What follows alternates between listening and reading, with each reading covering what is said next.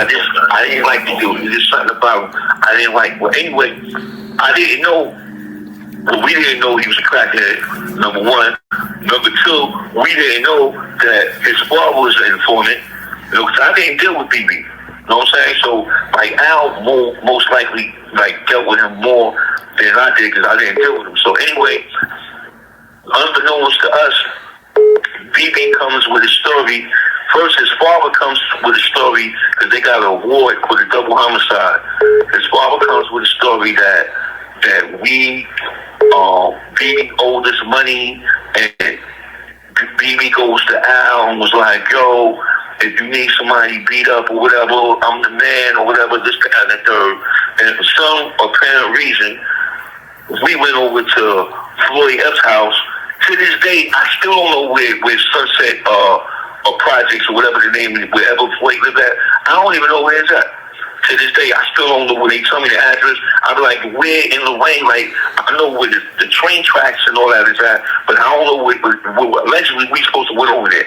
So we go over there, and Marsha's supposed to be over there. BB's supposed to beat Marsha up. He refused to because he said he went to school with her. So 4 grown men. It's supposed to be me, Monday, Vincent, and Wendy. That's 4 grown men. We're supposed to attack this female, beat her unconscious, drag her across the field, put her into a car, and take her to wherever she got murdered at. This is BB's story. All right. Peace and blessings. Peace and blessings. All praises to the Most High. The man that you just heard is John Shakim Edwards, who is 1/4 of the Ohio 4, which were wrongly convicted in Lorain, Ohio, for the 1991 murder of Marsha Blakely. And his co-defendant, Linworth Edwards, Benson David, and Alfred Cleveland were all convicted. However, the prosecutor, J.D. Tomlinson, who was the prosecutor at that time, has recently came out, as recently as November the 12th, 2024, as you see from this document, and have asserted that these men are innocent. You see his name at the top, prosecuting attorney, and you can read his statement. John Austin Edwards, Linwood Edwards, Benson Davis, and Alfred Cleveland are innocent men. They had no involvement in the murder of Marsha Blakely, yet these men have served decades in Ohio's prison systems for a crime they did not commit. We respectfully request that your office take all steps necessary to vacate their convictions for the murder and felonious assault of Marsha Blakely. As I stated, that statement was compiled November the 12th, 2024. Now, as of today, John Shakim Edwards and another one of his co-defendants still are in prison. Now, I had a chance to interview him, and I'm going to play the entirety of that interview shortly. But I just want to bring some highlight to this case. These gentlemen are basically in jail based off the sole testimony of an eyewitness, supposedly an eyewitness that you heard him talking about, who recanted his story shortly after the convictions. And you can read his statement here.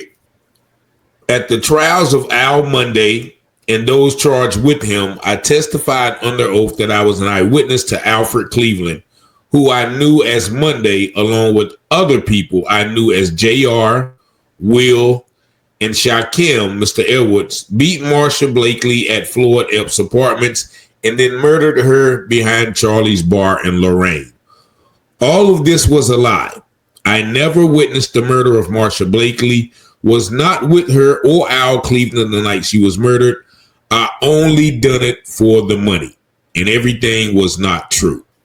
And so, even after this man, whose testimony was the sole basis of the prosecution's case against these 4 men, was recanted, the prosecution and the state of Ohio still refused to grant these gentlemen freedom. And Shakim, the one you're going to hear shortly, is still languishing in the Ohio State prison.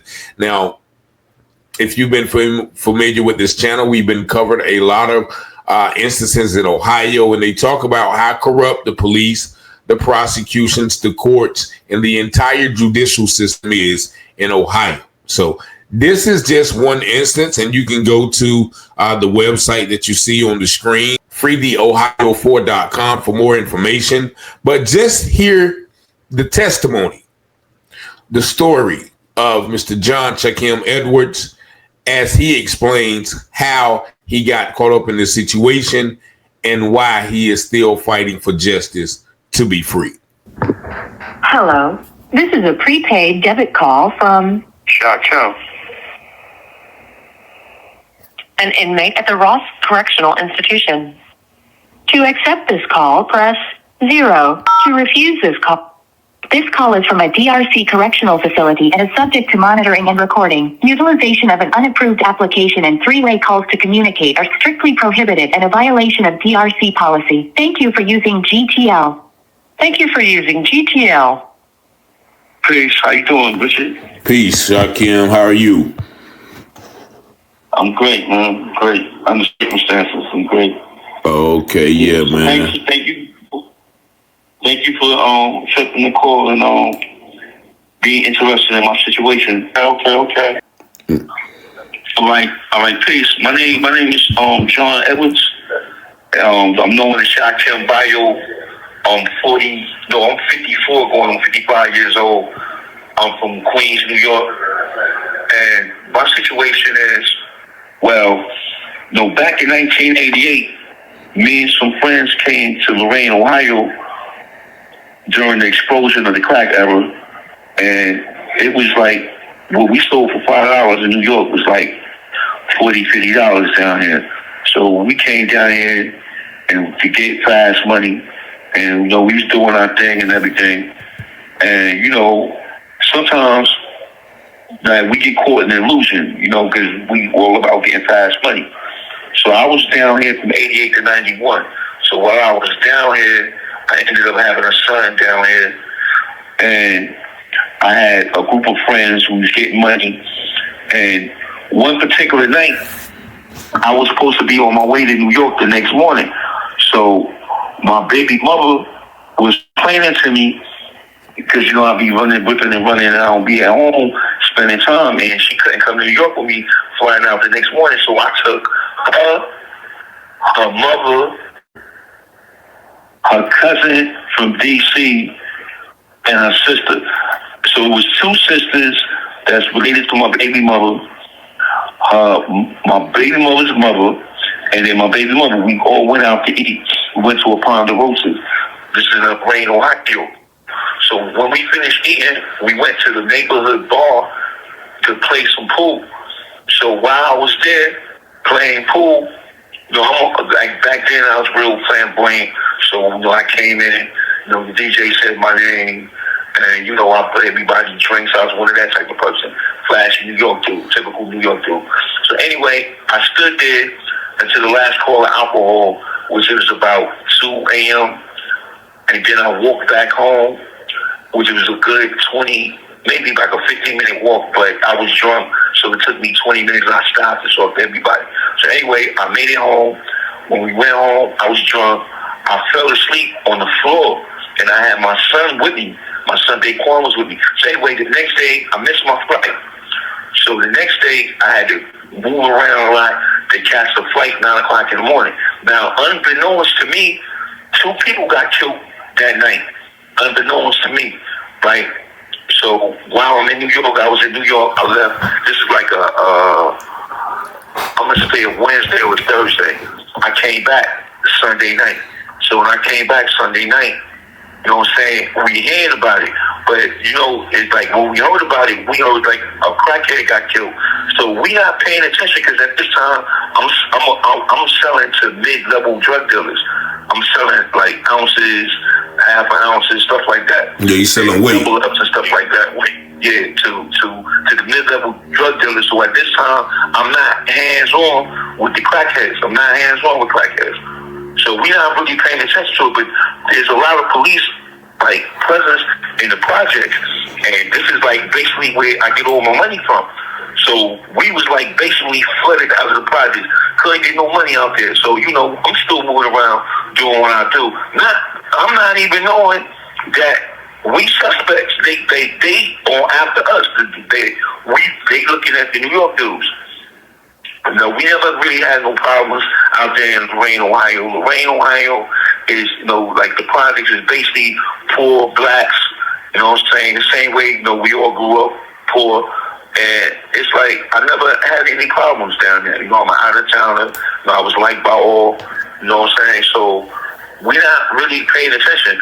So one of my co-defendants, Edwards, he got arrested first, probably about 10 days after the crime. He was out there, and he get pulled over by the police. He gave him a false name. They ran his name. Anyhow, they ended up locking him up, and he ended up getting 30 days. So we're not paying attention. Lenny got 30 days for giving him a false name. What we really paid attention to is after his 30 days is over, he ain't come out. They charged him for murder. So we damn. You know what I'm saying? So that's when we took it serious. So, I'm a black dude. When I do, I ran. You know what I'm saying? I left Ohio, and I went back to New York. So, to make a long story short, I ended up catching the Fed case and everything. I ended up catching Fed time.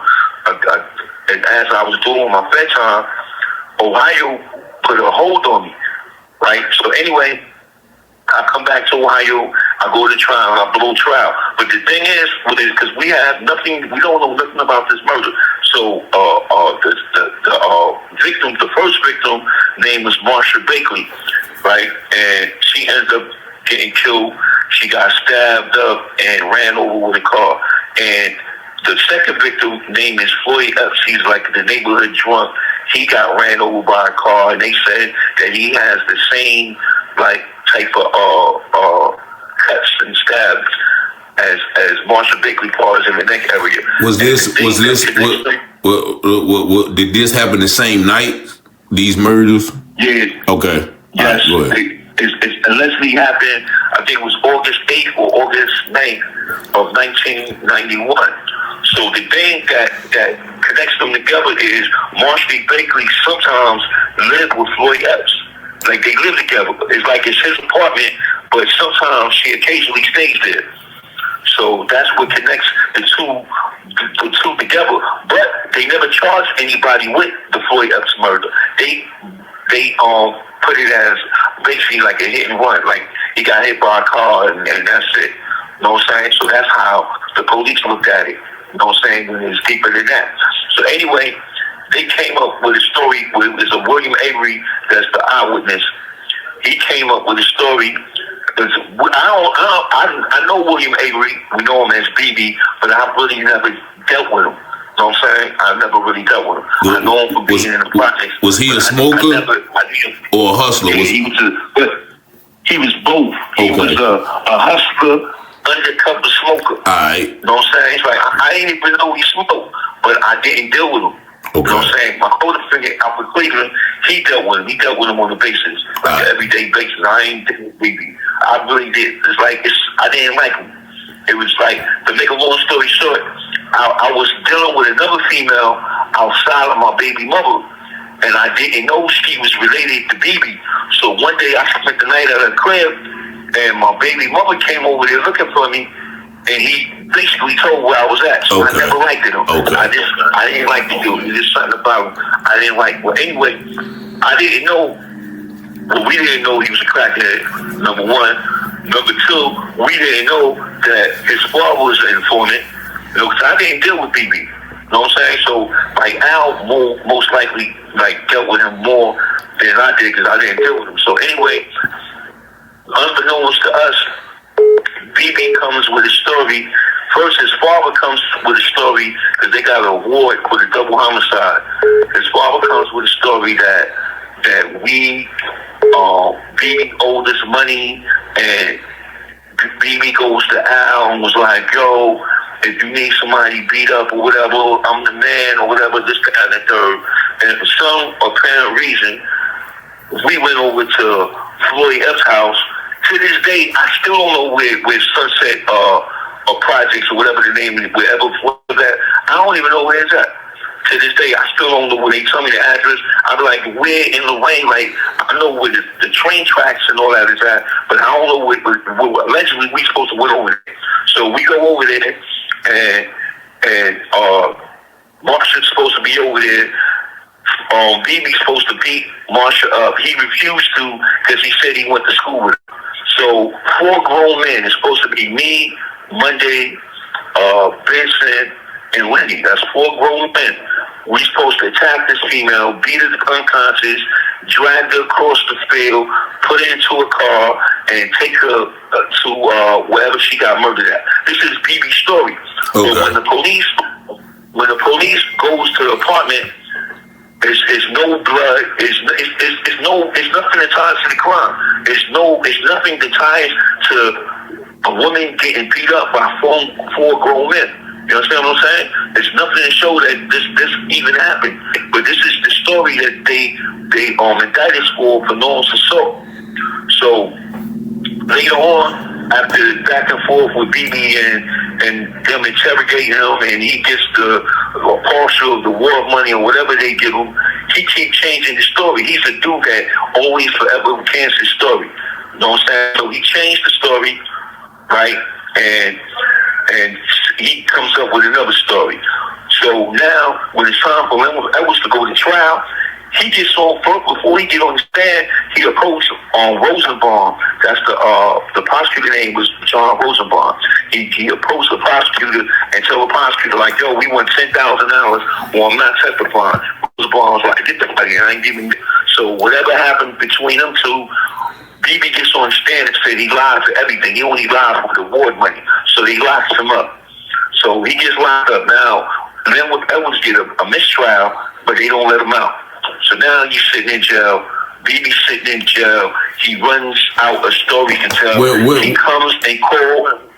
Okay, what you saying? No. So Edwards was the first one who got the 30 days for giving his name, right? Yeah. All right, okay. Yeah, and then it ends up turning into an aggravated murder while he was sitting in jail, because this is when BB comes with this story. So after the mistrial, and he's still sitting in jail, BB comes with another scenario now. He contacts the police, and when the police come see him, or the FBI, or whoever comes see him, he changed the story and said, "I ain't tell y'all the truth. Actually, I was there when Marsha Bakley got murdered." That's what he's saying. That he actually was there, and now, instead of him being a witness to the enormous assault, now he's a witness to the actual murder. But now he's leaving out Floyd Epps now. You know what I'm saying? Because you know that these 2 crimes is connected. He leave out Floyd Epps. So now he's able to testify in Edwards' trial. He testified in Vincent Davis' trial. He testified in Albert Cleaver's trial, and he testified in my trial. These are 4 different trials within a 5-year span. He testified in 4 different trials with all inconsistent testimonies of what allegedly happened, and we all get found guilty, right? So around 2004, 2005, around this period of time, he's living in Detroit. He gives his life to the Lord. He's working. He's not on drugs no more. He's no longer a crackhead. And for some reason, he went to the FBI on his own. And when he went to the FBI, hello, he's dead. You hear me? Yeah, I can hear you now. Yeah. All right. Yeah, the Wi-Fi is terrible in this prison. You good though? You good? I got it. All right. So he goes to the FBI, and he comes to the FBI to recant. He comes on his own. He wasn't forced. He wasn't paid. He came to the FBI on his own, and he said that he feel bad because he lied on 4 people. You have 1 minute remaining. For a murder that he didn't do. I could call you back. I'm going to call you right back. Yeah, call me right back. Call right back. All right.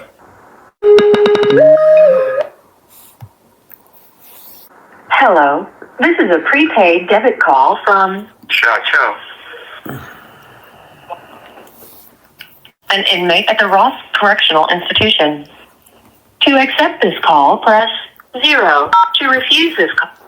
This call is from a DRC correctional facility and is subject to monitoring and recording. Utilization of an unapproved application and three-way calls to communicate are strictly prohibited and a violation of DRC policy. Thank you for using GTL. Thank you for using GTL. Peace.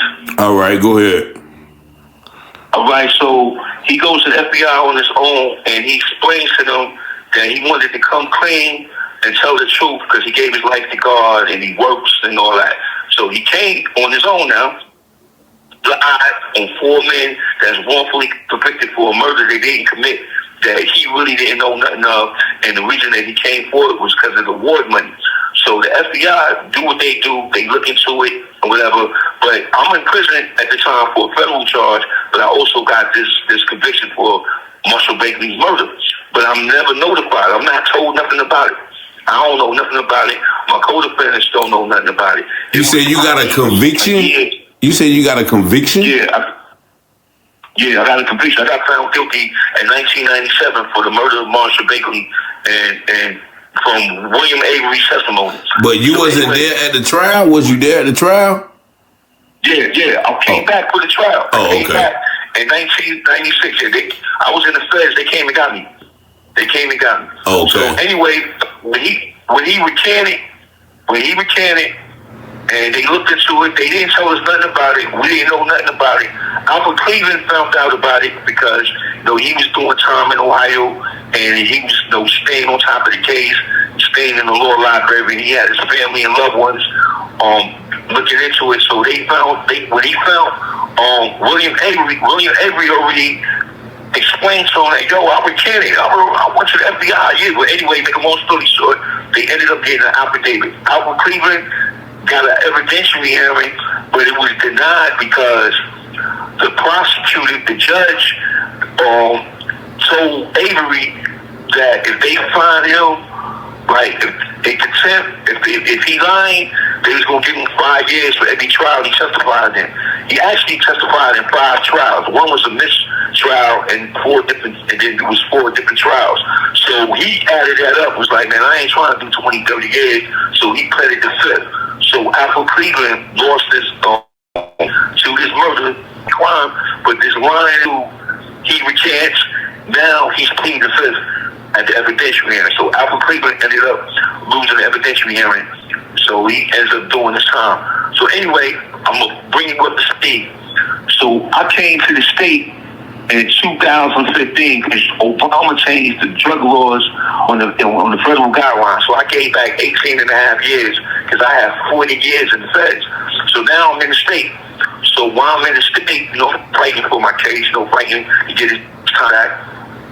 And in the process of that, this is how I come up in 2023.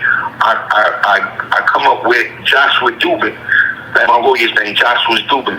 So anyway, Joshua Dubin is on the case, and he's doing research. He's seen that this case is built up on a whole bunch of lies, and that the police they didn't really do their homework, their investigation, and he and his team sit down with the prosecutor, who at the time name is J.D. Thomason. J.D. Thomason sits down with my team, and they go over the facts and findings of our innocence. J.D. Thomason listens. After it was over with, he goes and does his own investigation. This is in 2024. He goes and does his own investigation, his own research, go over everything. He sees that we are actually innocent, that we did not do this murder, that we are framed. So he agrees and put in a motion. He filed a motion with the court, the dismissal of our conviction. But the thing is, the prosecutor was on his way out because he lost the election, and there's a new coming prosecutor that's supposed to came in January 6th of 2025. So anyway, the new prosecutor comes in and some way, somehow gets our motion withdrawn where I'm still stuck in prison. Hello? Yeah, you hear me? You said he get a motion withdrawn what? Well, we still stuck in prison. Oh, yeah. So she was telling me about that. So the motion was withdrawn by the new prosecutor. Yeah, so I'm saying I never heard of this in my life, man. This is I can't lie about this, man. This can't be made up, man. The first prosecutor, on his own, after my team went in there, our lawyers went in there, showed that how we innocent, how it was impossible for this crime to even happen the way the witness said it happened. The forensic science showed that it couldn't happen this way. Alfred Cleveland was in New York seen as a parole officer. It was impossible for him to be in two places at the same time. He has the great alibi witness, right? Then I got 4 alibi witnesses. Then when the prosecutor goes to Wallace and seeing that we're innocent, he files a motion to get our conviction dismissed. The new prosecutor gets the judge to stall until he is sworn in. Until he is sworn in and became prosecutor, and he gets the motion withdrawn, where I'm still sitting in jail. So what your lawyers do then, or what your lawyers talking like now? Right now they fighting. They not giving up. That's one thing about my team. My team refused to lose, refused to fail. So they fighting right now. But my thing is, I feel, you know what I'm saying, that we need national attention on this case, because it's a lot of grimy stuff going on, man, with Lorraine Wire, with the court system. There's a lot of stuff coming out of this. Like, I never knew there was alternative suspects on this case. There was a lot of things that I never knew about this case, and it points to other people and not to the New York dudes, to the New York drug dealers, that we didn't do it. You know what I'm saying? And there's a lot of things that I'm learning now that I didn't know before. You know, like you gonna know your case like nobody else gonna know their case. But there's a lot of things that it's not in the police report. There's a lot of things that like I didn't know that the prosecutor now was once upon a time a part of this case. I never knew that. You know what I'm saying? Okay. So the prosecutor was a part of this case. So in 2010, it was an anonymous tip.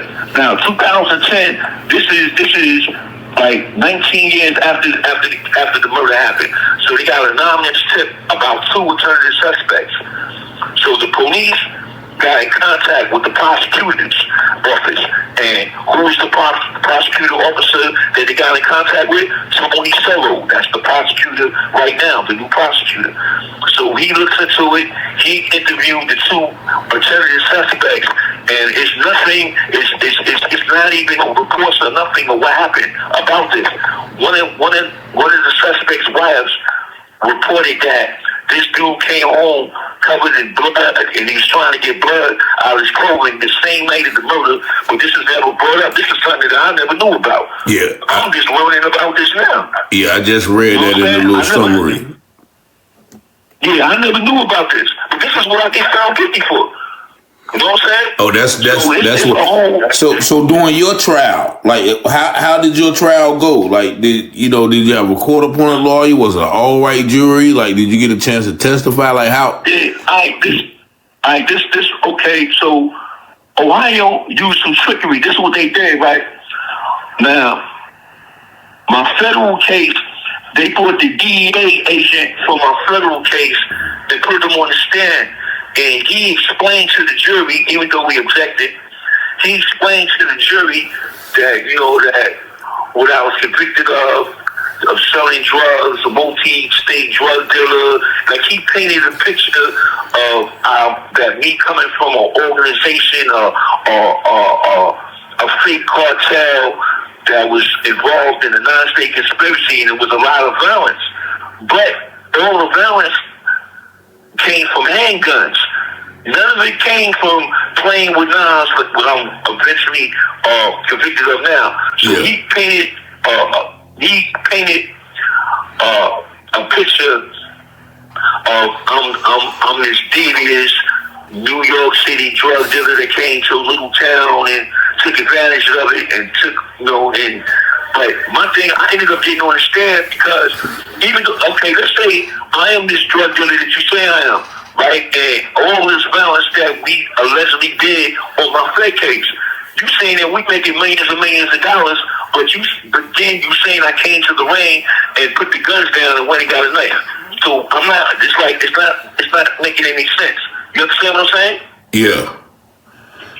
It's not making no sense. You saying that I'm down here in the rain making $1 million a month. They claim now that we're making $1 million a month, but we down here on a Boy Scout mission running around with knives. That don't make no sense. And then everybody know that I was a big level drug dealer.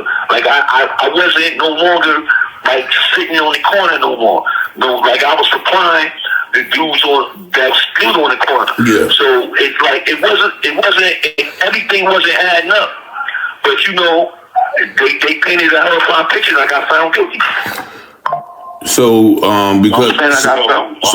this attorney right now, Josh Dublin, he's out. Is he? And I guess that's the prosecutor who was trying to get y'all vacated, right? The prosecutor that's trying to get us vacated was J.D. Thomason. All right, so who's Josh Dublin? That's my lawyer. That's your lawyer. That's the great one right there. So he's a beast, man. That's one thing about him. He's a beast. Which one of them went on the Joe Rogan show?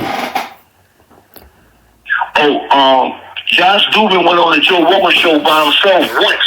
And the second time he came back, he brought J.D. Thomason, who was Lorraine County's prosecutor. He's the ex-prosecutor now. So Dubin was on there twice. And so when he brought the prosecutor up there, they pretty much focused on how y'all are innocent, right? Yes. And they didn't get no traction off that?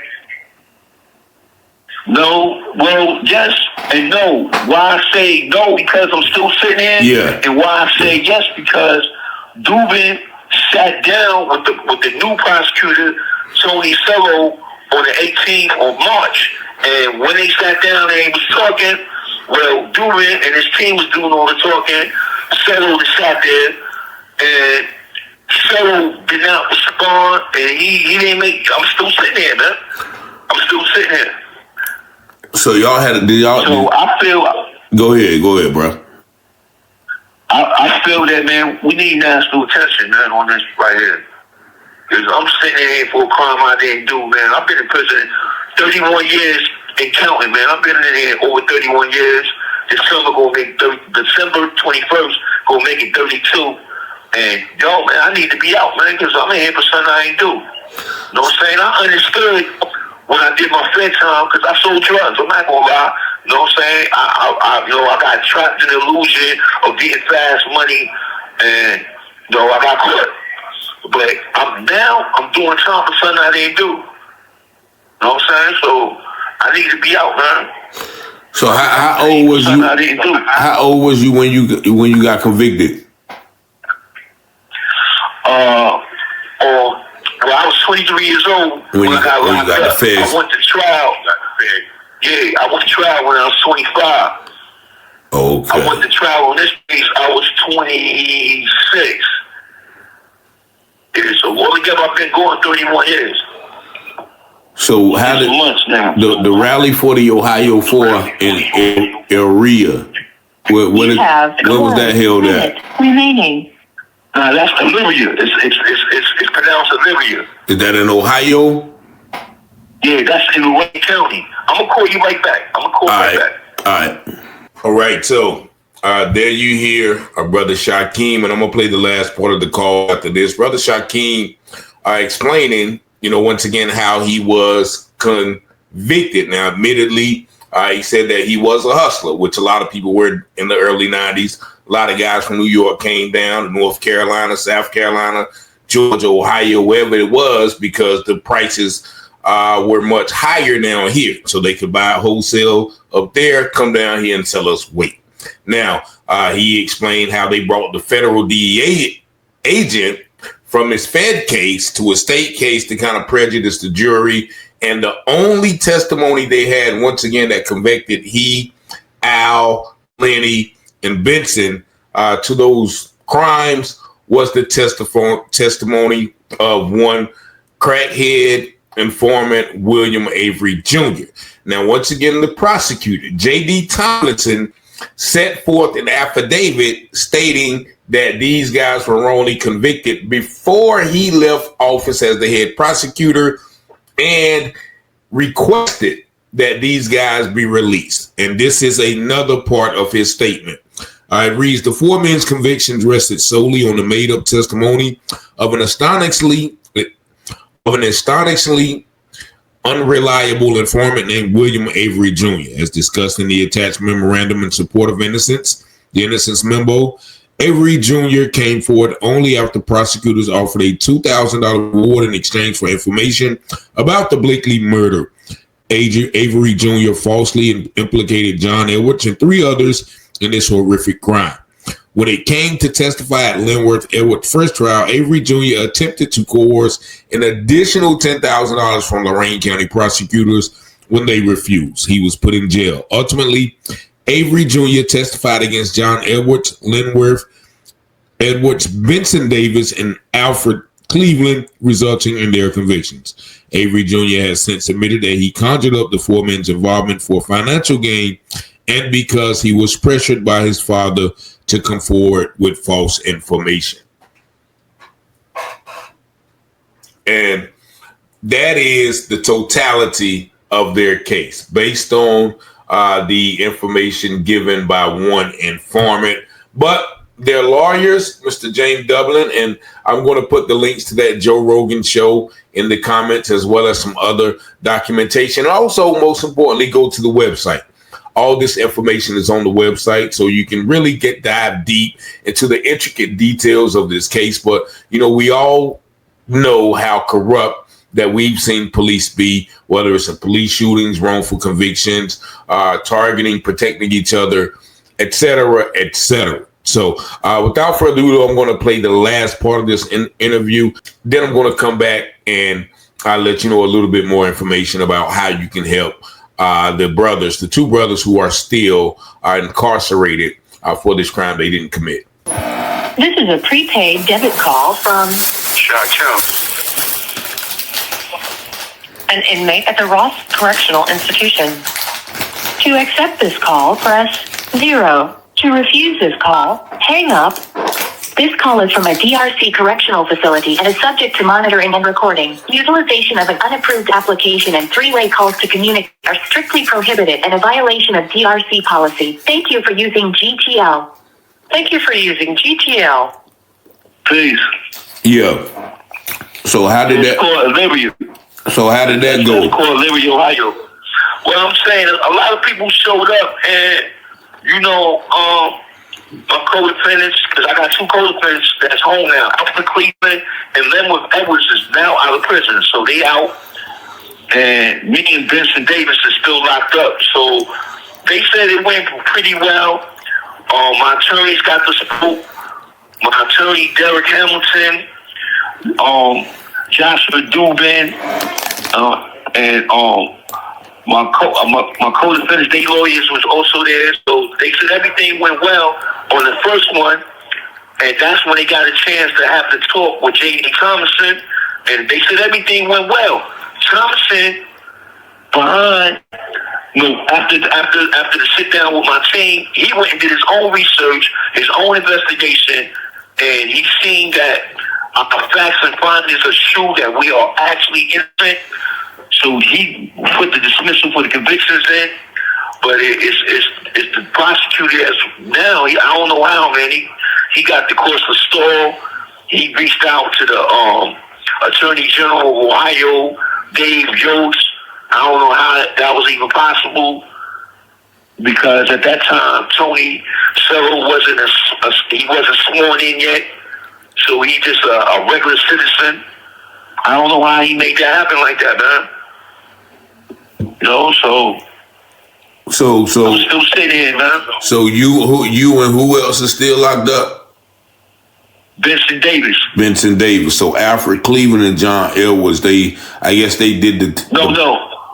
Oh, no, you John Edwards, okay. And Lenny, My fault. Linwood Edwards. They both out. Okay, is that relation to you, Linwood? Nah. We just all cool. We just all grew up together.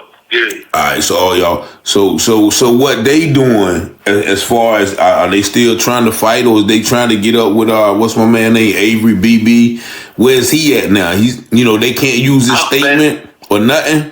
Nah, but I don't see, right? They still fighting. You know what I'm saying? Alfred Cleveland is doing a lot of things in the community. They both still in Ohio. They're doing a lot of things in the community to help build the community that we once destroyed. And they fighting. And as far as Avery is concerned, we got an affidavit from him in 2005, 2006, and I don't know what Avery can do now, man. I don't know, man, because I haven't been in contact with Avery, man. I told you, I really didn't deal with Avery. You know what I'm saying? So I never dealt with him, man. So I'm surprised that, like, I was even caught up in his whole bunch of this whole web of lies and everything, man. But I guess he felt like he was motivated by money. But at the end, he came clean on his own. This is the thing. When he was lying, they said he was telling the truth. Now he's telling the truth. They saying he's lying. But the thing is, he wasn't motivated to tell the truth. He wasn't motivated to go to the FBI. We didn't have no idea where this dude was at. You know what I'm saying? They had private investigators and everything looking for Avery. They couldn't even find him. He living in Detroit, living his life, doing whatever. But he cleans his life up. He goes to the FBI on his own. Ain't nobody forced him to go there. Ain't nobody knew where he was at. He went on his own. He went on his own with the story of telling the truth. And he told me, I ride on these dudes. So at the end, when they came up with the affidavit and all that, because we ended up getting an affidavit from the FBI agent that he spoke to. You know what I'm saying? Yeah. He spoke to. We got a affidavit from him too at the end. So anyway, he went there on his own. So now he's telling the truth. Wayne Ohio say he's lying now. What is he lying for? He's not getting any money. You know what I'm saying? Y'all was paying him to lie on us. You know what I'm saying? He was lying when y'all was giving him money. Now he's not getting any money. He's telling the truth. You saying he's lying. Like, I don't understand that. You know what I'm saying? Just like when I went to trial, they saying that, we made this amount of money. They put the DEA on the stand. The DEA tells them how they convicted me for being in a 9-state conspiracy, moving all these kilograms of cocaine. And unfortunately, that's where the interview or the jail phone call somehow dropped. And so I spoke with him a little bit after that, and we kind of wrapped it up, between the two of us. But I definitely, want y'all to go to the website and also check out the links that I'm going to provide in the comment section, which probably has all the documentation. I mean, it's so extensive, all of the things that was done to make sure that these 4 black men got convicted of a crime that there was no evidence linking them towards, except for the testimony of a known drug addict and a known informant. And so shout out to John Shakim Edwards, Mr. Linwood Edwards, which I also did an interview with. So I'm going to post that as well. Al Cleveland and Vincent Davis for surviving that. I think Al Cleveland and Linwood Edwards are the ones who are out. Vincent Davis and John Shakim Edwards are the ones who are still fighting for their freedom. So if you guys to go to the website, you see it on the screen, freetheohio4.org, and just check out the information that is related to them. I'm sure that you would find some way that you can assist them. But I think my sister who informed me about the case, as we well know that we are we got our eyes on Ohio for a multitude of myriad of reasons. But this should be one as well, because this is the case that I have never heard of until I was, until it was set in my lap, so to speak. So once again, shout out to the brother for being vigilant. So hopefully we'll be able to give you some updates on his release real soon. But as Hebrews says, remember those who are in prison as if it were you yourself.